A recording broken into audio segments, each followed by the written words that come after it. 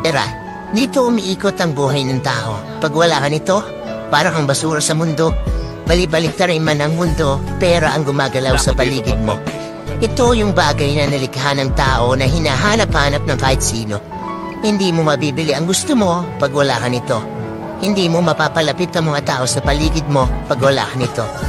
Pera na kayang sumira ng pagkakaibigan at pamilya. Minsan kakaibiganin ka pag may pera ka. Kikilalanin kang kapamilya pag asensado ka.